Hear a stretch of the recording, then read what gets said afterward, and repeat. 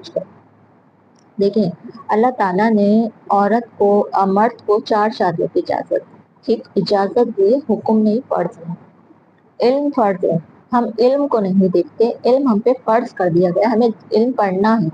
कुरान शरीफ को जो है ना हमें पढ़कर समझ कर करना, इल्म हम पर फर्ज है, लेकिन हम इस चीज पर, जो चीज हमें फर्ज कर दी गई है ना, हम उसको नहीं देख रहे, ना उसके बारे में कोई बातें होती है, ना कुछ जो आ जाता है इनकी तरफ वो कह दिया जाता है से हिदायत मत कर, ठीक है ना। जिस चीज पे हम ज्यादा जोर देते हैं ना वो चीज ज्यादा होने लगती है। अब 4 शादियों पे ज्यादा जोर दिया गया है तो इसका असर ये हुआ है कि एक तो हमारा माशरे में औरत को वो हुकूक नहीं दिए गए जो हुकूक देने चाहिए।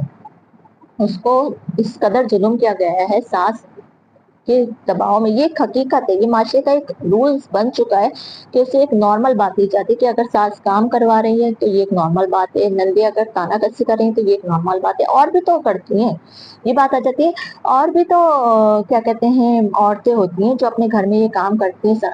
वो कहा जाता है कि चांद प्यारा नहीं होता, काम प्यारा होता है। ये तो सबसे बेहतरीन बहुत फेमस मिसाल है कि काम प्यारा होता है, चांद प्यारा नहीं होता। और शोहर को चांद प्यारा होता है, काम इतना वो नहीं होता।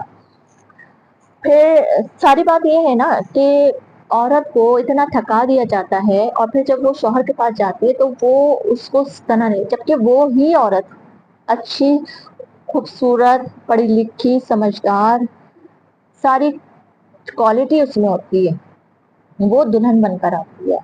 और जब वो सारी क्वालिटी उसकी मलियामेट कर दी जाती है, उसकी इज्जत मलियामेट की जाती है, फिर भी वो शोहर के साथ रह रही होती है। पता है आपको क्यों? क्योंकि उसका शोहर उसके साथ वफा करता है, इसलिए